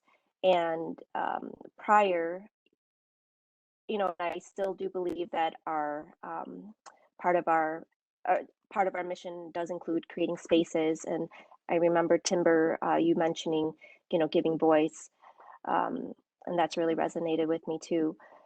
But as I reflected more over the last month and a half, I thought about our this opportunity and our role in this city, and I see really our primary role to inspire civility. And I want to, I was also inspired by the Oshkosh Area Community Foundation, where their mission statement is to strengthen communities. It's very simple, but it's impactful. And with that, I would like to start the conversation with the suggestion of the mission statement that the mission statement of the DEI committee is to inspire civility and a civil and conscious community.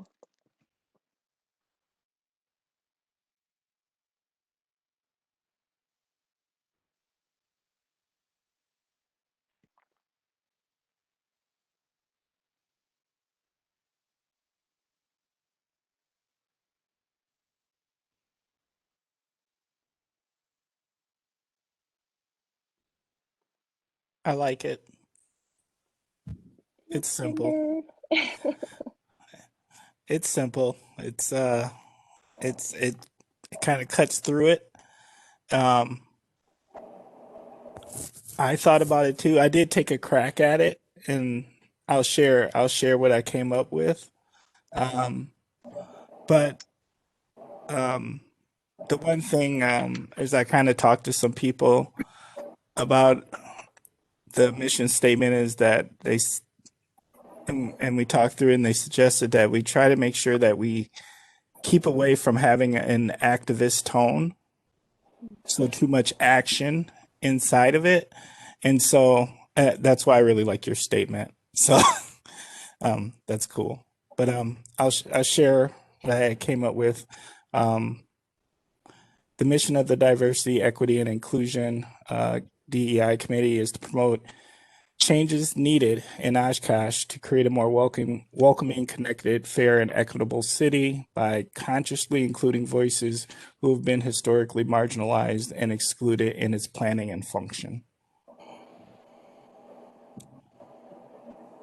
This is Beth, and I really like Angie's simple, straightforward message too, but I do feel like it's kind of missing some of the equity component that Timber just shared. And I don't know, I guess that's my opinion. Is I feel like I like Angie's a lot, but I feel like it's missing some of the equity that Timber included. So what if you had, you took the two, Angie's as the mission and Timber's as the purpose? Could you expand on what the mission would be then? Based on that, how does that relate to our goal, or what is our goal? I think that's the million dollar question. What is So I'm glad you bring up the goal. I mean, council's approval of the ordinance and purpose was a little more maybe technical. And, the expectation is to come up with some recommendations in that action plan. Actually, I think we have 6 meetings-ish left to do that and to make some recommendations, whether it be, targeted communications around, our health and planning, or a unity and community event, or a recommendation for a diversity coordinator, or those kinds of things, whatever recommendations in that action plan. And so that's the council's goal, to hear back from this committee, if that helps. And I guess we never really discussed how we as a committee, you know, we were kind of given these this charge, you know, I guess we never discussed as a group how we feel about that, whether we feel that that needs further discussion, if that needs to be modified, or if we, you know, create our own roles and responsibilities, or what we feel our duties, our civic duty to the city. So I'll bring that up as well.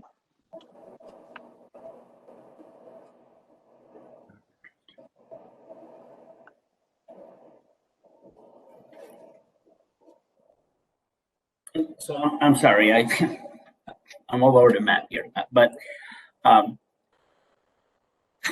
when I signed up for this, my intent was really to advocate for those who don't have a voice in the community, who are kind of in the shadows. And a lot of it is influenced by my own experiences, of course, but and not personal experience, but professional experience. So I'm not, you know, it's kind of, I feel that we've been taking tasks and addressing those tasks, but we're missing the big picture as to where we're going. I'm glad that we talked about, you know, how we're going to distribute medication. I'm glad about those pieces, but it seems that we're kind of getting stuck on these things, and then we're missing what the big picture is. And I guess when we talk about the mission statement, I would like to kind of have a better idea, and out of fairness, because I don't want to be, you know, pounding something if we're not going in that direction. I want to then be respectful of everybody, and everybody saying, well, we want to do this, then of course I'm going to, but it hasn't been clear to me yet. I guess that's where I am, and we just kind of would like to maybe pin that a little more, so that I understand better where we're going. I don't know if that made sense, but that, you know, that's how I feel right now. I'm a little lost about this. Well, and Joaquin, I think you remind us that everyone comes to this group with their own experiences. So their experience is going to you know, deeply impact what they feel the mission of this committee is, right? So if someone has had microaggressions and, you know, maybe explicit incidents in the community, well then, or maybe you know, maybe a negative police experience, then their mission may be, you know, dispelling and creating new narratives, and, you know, looking at policing and whatnot, you know, whereas someone who, you know, and just all of our perspectives, you know, and that's the beauty of this group, is we've got people in all domains in each sector. So and this, you know, this is not about my mission statement, or, you know, consensus on getting what I feel is, you know, what I came up with, not at all. But I guess that's the reason I kept it very general, was because in a group this large, it's hard to collect all of those experiences, and you know, kind of because there are so many different foci in our group. So just adding that to the complexity of this. And at the same time, I don't want to spend so much more time on this, because I feel that it also is maybe creating some resistance, and, you know, kind of maybe stopping some of the flow of our meetings. So I'll leave it at that. You know, when I came on board, I'm sorry, I was right away, I became aware, and I was, you know, in some ways informed that, and I understand this because of my job, we have no control over, for instance, law enforcement and how they treat the community. We have no control about how the schools bridge the community. We have no control about all these other agencies or entities in the community. But I just recognize that we have diversity, and that not everybody is included. And so, to me, the mission statement gives me a roadmap as to where we're going, you know. And so, and again, my mind was to give people a voice, to try and make them visible so they are part of the community because they're here. And I'm not just, you know, in my experience is not just with minorities. It's also, you know, I talk about the community who is the poor, you know, the people who are uneducated. I mean, there's all the different people in the community who are not being served, who are underground. And so diversity includes everybody. And so how do we bring them out of the shadow? That's kind of my goal. Now, again, you know, I don't want to overstep on anybody. If the goal here is just to give the city some advice about how to, you know, connect with those individuals, that is fine. I guess I just need to know, you know, where are we? Because it seems to me that we haven't had a concrete discussion about the direction that we're going. And I guess, Angie, I think we talked a little bit about whether or not this committee is ready yet to have a few people volunteer for a subcommittee to address the action plan and perhaps the engaging a facilitator to develop that action plan. So, you know, perhaps it's like when you write an article, right? And you end up and come and write the abstract after you've done the plan to distill it. And you know, I know not everybody does those strategic plans in the same way, but here we are, I think, at a point where we want to include everyone, but we're stalling out on consensus. So perhaps that's the next agenda item on a future meeting. And I'm going out of order of the agenda. I apologize, but maybe that's why we're stuck. Well, I really want to add some comment. And thank you, Lori, for that, Mayor Palmieri and Joaquin. This is where we need to be. I think we are at that appropriate place. To the point that Joaquin is making, I think it's critical. Right now, we serve as a function of the city, and we have specific duties to carry out. And to Lori's point, we have 4 core duties. Let's break ourselves down. We can really dig into that. And there's something I think that everybody can attach themselves to with some degree of passion or interest, I think, to help this, you know, so we can meet our duties. Really, you know, I take that seriously.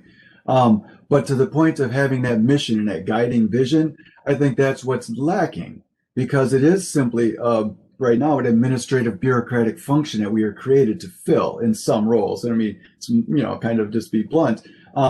But I think this is part of our evolution. And if we can establish that mission to incorporate this goal, that ultimate goal that you're talking about, like that North Star, so we can always look to that when we get caught in the weeds and all the work that we're being asked to support.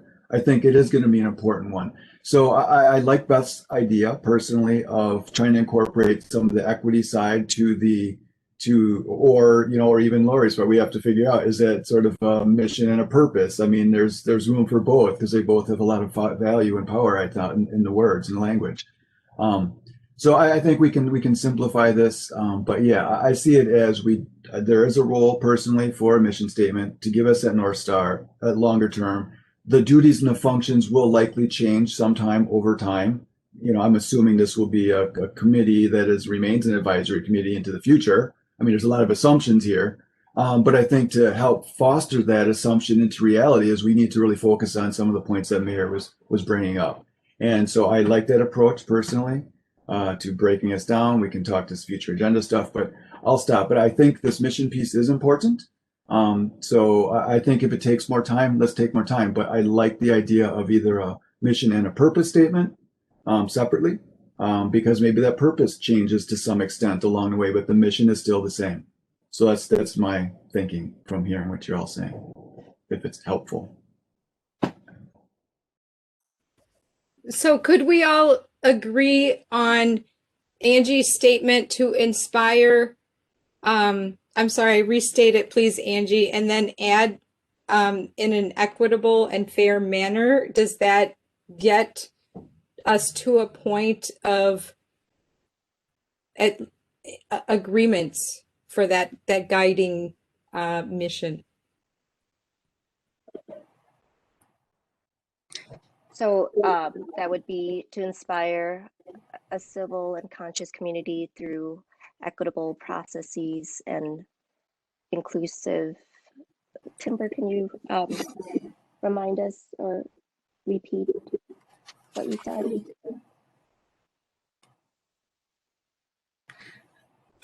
My statement was the mission of the Diversity and Equity and Inclusion Committee is to promote change needed in Oshkosh to create a more welcoming, connected, fair, and equitable city by consciously including voices who have been historically marginalized and excluded in its planning and function.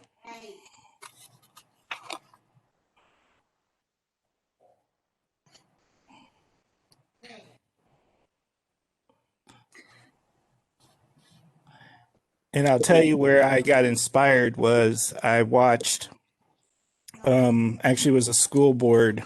I don't think it was a true school board meeting, it was a school board task force. Mayor, you are part of that. And there was a point brought up inside of this school board meeting. They were talking about SROs, our officers inside of our schools. And the mayor brought up a point about how there was concern about how these officers could negatively impact or affect students of color or marginalized students inside of the school. And when it was brought to the attention of the board, the subject matter was literally poo-pooed over, just shoot along. And I feel like that's the purpose. That's where we come in and we say, this matters. Because there's people, our children, who are in these places, in the school, we pay taxes, we are part of this community.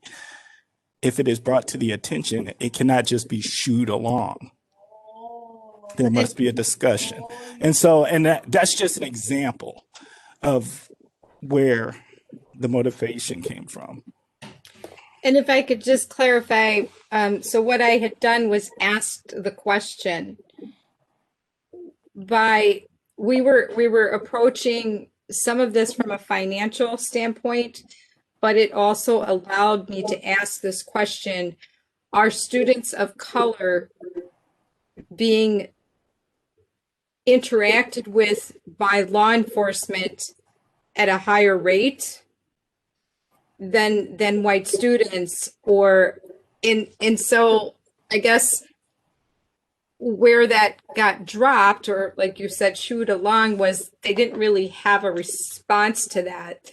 There wasn't really, but I have to say that it was at least the opportunity to bring that question out at a broader level. And I don't want to like get down into the weeds, but I appreciate that your thoughtful approach to that mission gets into some of the specifics, but I also love the simplicity, you know, that Angie brings up.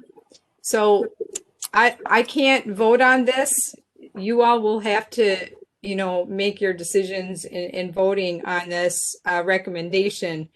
But I just want to thank you guys, and I'm really grateful that you are giving it so much thought and consideration. Okay. And just my thoughts, if you wanted to keep it simple, I think what I heard was we're missing equitable. If we wanted to keep a statement simple, you know, to inspire a civil, equitable, and conscious community, would that be, again, that upper statement, and then be able to do more on purpose, like Timber is trying to drill down into the specifics a little bit more. And I just, you know, in listening to Timber, you know, I also heard welcoming, but again, depending on how simplistic you guys want to keep it, maybe a word or two added to Angie's would get you what you're looking for. And again, I don't vote either. I'm just listening and absorbing.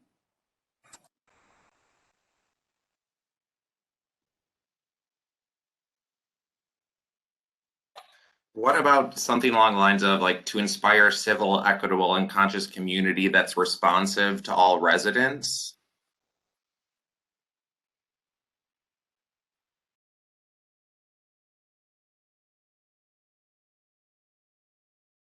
I see head nodding. This is a good sign.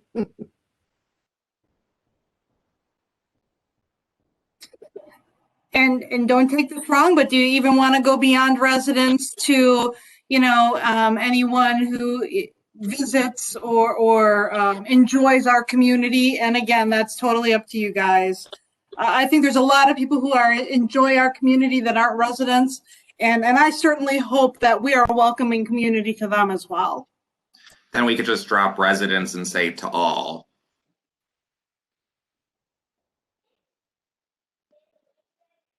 I like it.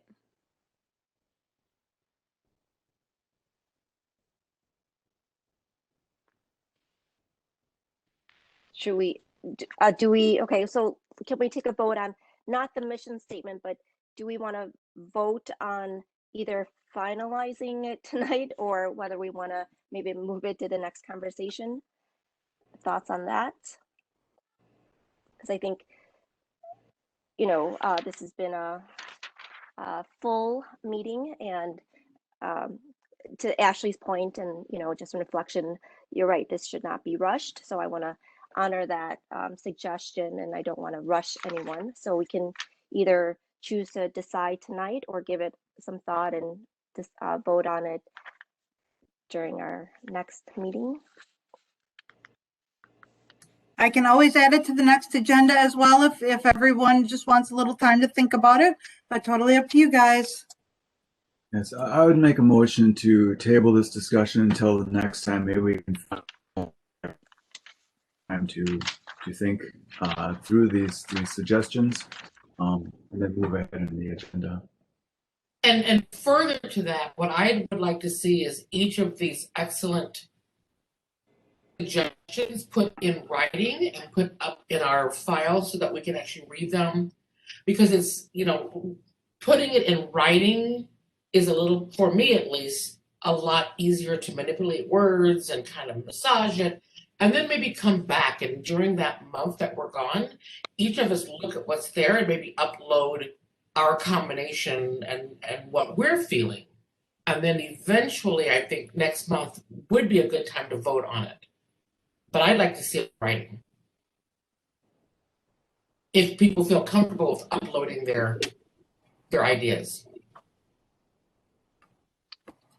Michelle, do you mind resending that Google Doc to the group with the link? Totally, we can keep you guys updated on the Google Doc, and I mean, I'm also happy to put them all into one document if people want to send ideas, whatever works for you all.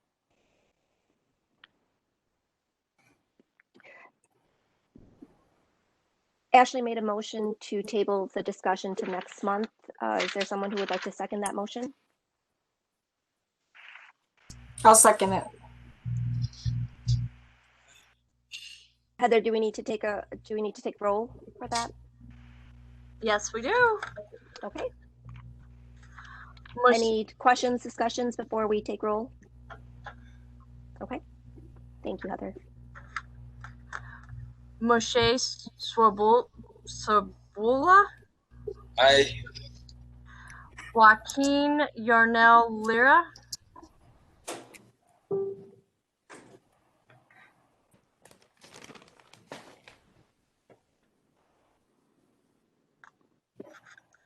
We must have lost Joaquin. I think Joaquin just kind of waved thinking that was an I, so.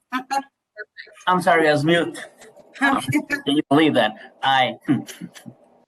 Sean Robinson. Aye. Beth Roberts. Aye. Timber Smith. Aye. Ashley Hess. Aye. Tim Geyer. Aye. Mi Yang, Aye. Carmen Scott, Aye. Angie Lee. Aye. Perfect. Thank you, Heather.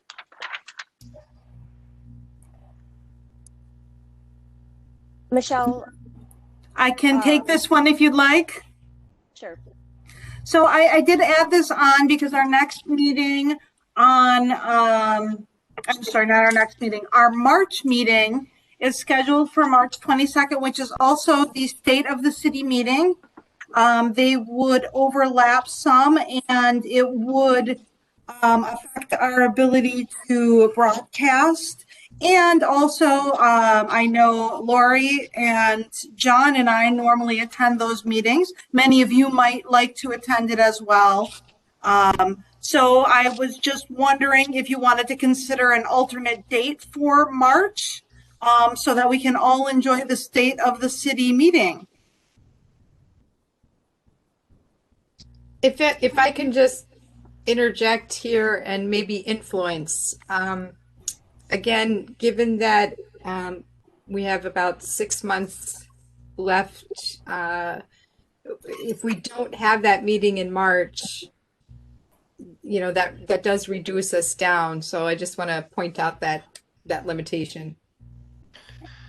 Michelle, like, would it be pretty easy for us to find an alternate time? I know that we did a lot of kind of legwork with prioritization. Are we able to like lean on that to inform a reschedule?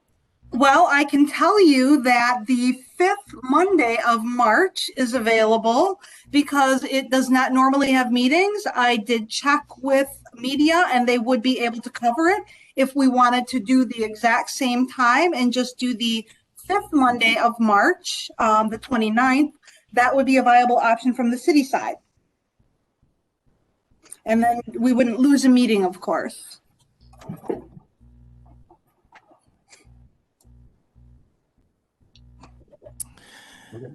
Can I make a motion at this time?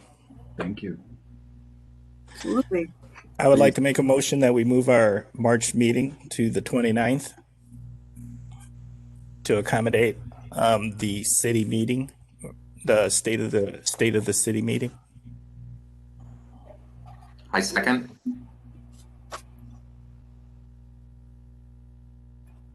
Anything to discuss? Any questions? Okay, Heather, will you take roll, please? Absolutely. Moshe Swabula. Aye. Joaquin Yarnell Lira.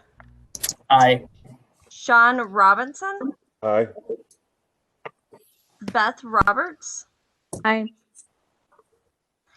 Timber Smith. Aye. Ashley Hess. Aye. Tim Geyer. Aye. Mi Yang. Aye. Carmen Scott. Aye. And Angie Lee. Aye.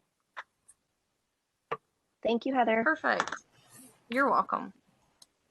Okay. Our Thank last you, agenda everyone, item. for your consideration on that. Okay, we are on to future agenda items. So adding the mission statement has already been discussed. Are you guys ready on the next agenda to talk about that potential subcommittee to work on the action plan facilitation? Is that too much with the mission statement? We also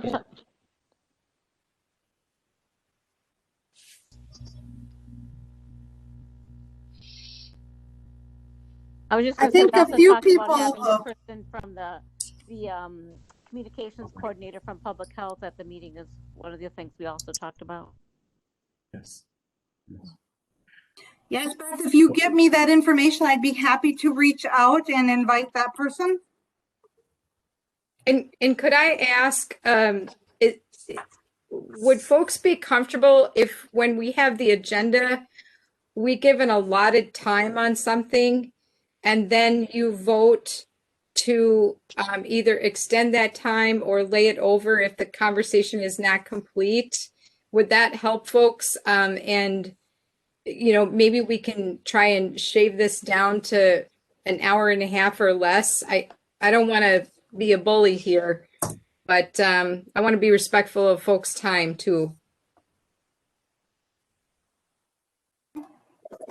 I can definitely add that to the next agenda. I'm sure Angie and I can allot times going forward.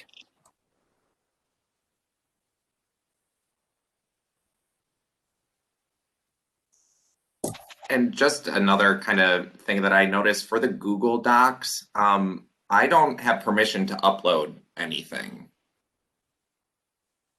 Okay, I'll look into the settings on that, Tim. Thank you.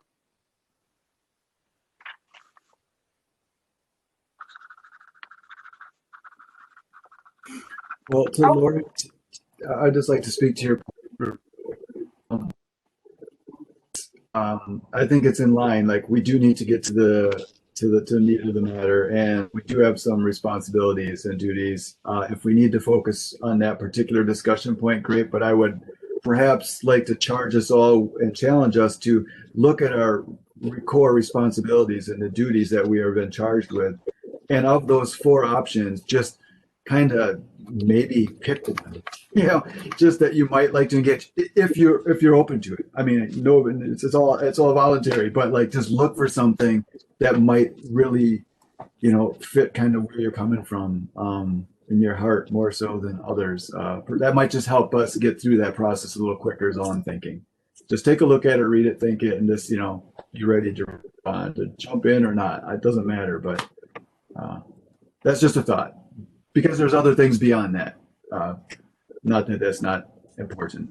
And if Michelle or Heather could maybe just send that out again in case folks have misplaced the link, you can always access it on the city website, government, boards and commissions, diversity, and then click on the title of our group, and that'll take you to that. But maybe Michelle or Heather could send out that verbiage again from the ordinance just for a refresher. Yeah, it's in our Google Docs. Right. And it is in the Google Docs, but we'll definitely get the link back out there for everyone in case they haven't seen the Google Doc link in a while. You know, so everybody has an opportunity to look at that. Thank you.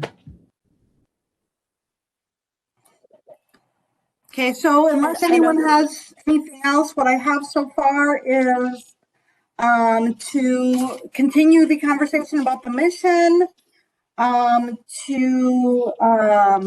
sorry, did we decide on discussing the subcommittee? Maybe, no, I don't know. We'll discuss it. How's that sound? Let's see, I'm sorry, I'm just looking through my notes here. We'll add allotted times.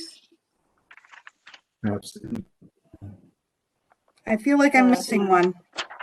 The communication coordinator. Oh, yes, thank you so much. And I will reach out and see if we can ask that person to attend our next meeting. All right.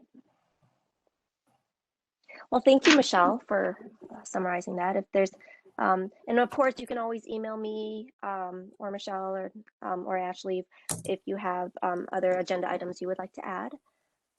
But if there's no further agenda items, would someone like to make a motion to dismiss our meeting?